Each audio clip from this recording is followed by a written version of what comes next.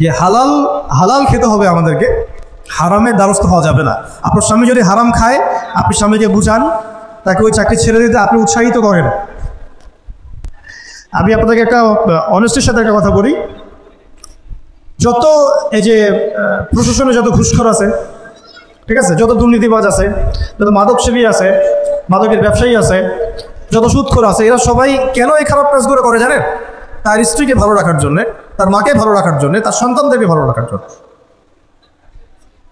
তাহলে স্ত্রী হিসেবে, সন্তান হিসেবে, মেয়ে হিসেবে আপনি বলবেন যে আমাদের এইসব ভালোর দরকার নাই আব্বু,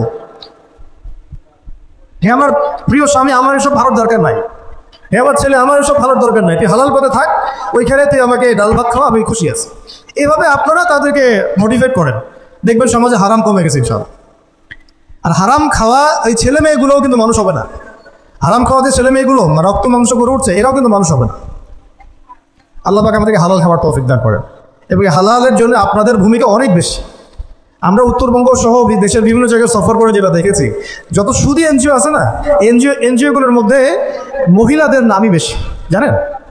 মহিলাদের নাম বেশি সুদী এনজিওতে। তো এই দাওয়াতগুলো আমরা মা বোনদেরকে দিতে চাই যে কোনো অবস্থাতে যেন হারাম রিজিকের দিকে আপনারা না ধাবিত হন, এবং রিজিকে তাজিম করেন, পরিবারের মধ্যে হৃদ্যতা ভালোবাসা বজায় রাখেন, একে অপরকে বিশ্বাস, সম্মান এবং শ্রদ্ধা করেন। ইনশাআল্লাহ তাআলা আপনাদের পরিবারও সুখী হবে, রিজিকও সুন্দর হবে, এবং রিজিকে বরকত হবে ইনশাআল্লাহ। এরপরে আমি আর দু একটা পয়েন্ট নোট করেছি, বলে শেষ করে দিচ্ছি যে এটা স্পেশালি আমি আমাদের ওই সব দিনই বোনদেরকে বলতে চাচ্ছি যে বোনেরা এখনও বিয়ে শাদী করেন নাই। সেটা হচ্ছে যে বিয়ে করার আগেই দিনের বেসিক লেখাপড়া শেষ করেন।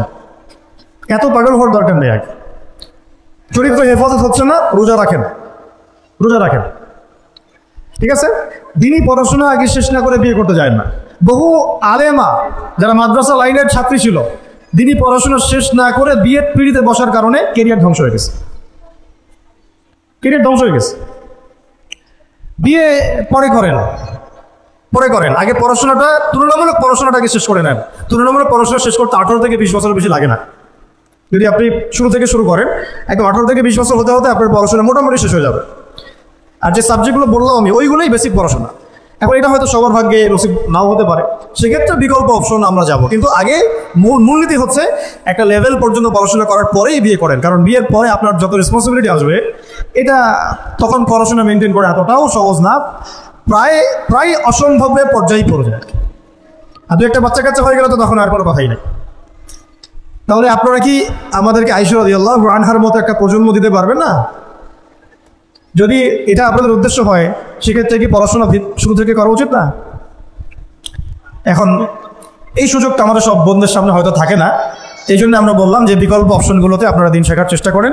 আর এরপরে যখন বিয়ে করবেন, পড়াশোনা মোটামুটি শেষ হয়েছে, বিয়ে করবেন, এখন 18-20 বছর বয়স হয়ে গেছে, এখন আল্লাহর ওয়াস্তে দুনিয়াবি বিষয়কে সর্বোচ্চ অগ্রাধিকার দিয়েন না। আজীবন পস্তাবেন, এবং একবার পস্তানো শুরু করলে এই পস্তানো আজীবনও শেষ হবে। তখন মেইল করে মেসেজ করে কোনো লাভ হবে না, কারণ আপনি বিয়ের আগে দিনকে প্রাধান্য দেন নাই, বরং দুনিয়াকে প্রাধান্য দিয়েছিলেন। আপনি বিয়ের আগে দিনকে প্রাধান্য দেন নাই, বরং দুনিয়াকে প্রাধান্য দিয়েছেন। যখন আপনি সবসময় পরকালকে, আল্লাহকে, তার রসুলকে প্রাধান্য দিবেন, দিনকে প্রাধান্য দিবেন, দুনিয়া আল্লাহই গুছিয়ে দিবেন। আর যখন আপনি দুনিয়াকে সর্বোচ্চ অগ্রাধিকার দিবেন, দিন আপনার কাছ থেকে দূরে সরে যাবে। দিনের একটা গায়রত আছে, একটা ব্যক্তিত্ব, দিনের একটা স্বতন্ত্র গায়রত আছে, সে সবার কাছে ধরা দেয় না। যেটাকে মূল্যায়ন করে তার কাছেই দিন আসে, যেটাকে মূল্যায়ন করে না তার কাছে দিন আসে না। দিনদার ছেলেকে প্রাধান্য না দিয়ে বিয়ে করতে যায় না, জীবনটা ধ্বংস হয়ে যাবে। হ্যাঁ, আমি বলছি না দিনদার ছেলে মাদ্রাসাতেই থাকে না, জেনারেল লাইনেও থাকতে পারে, ডক্টরও হতে পারে, ইঞ্জিনিয়ারও হতে পারে, কিন্তু এটা বাহ্যিকভাবে এটাকে জাস্টিফাই করাটাও ডিফিকাল্ট। কিছু ক্রাইটেরিয়া দেখে আপনি একটু আন্দাজ করতে পারেন, পুরোপুরি হয়তো কখনোই বুঝতে পারবেন না।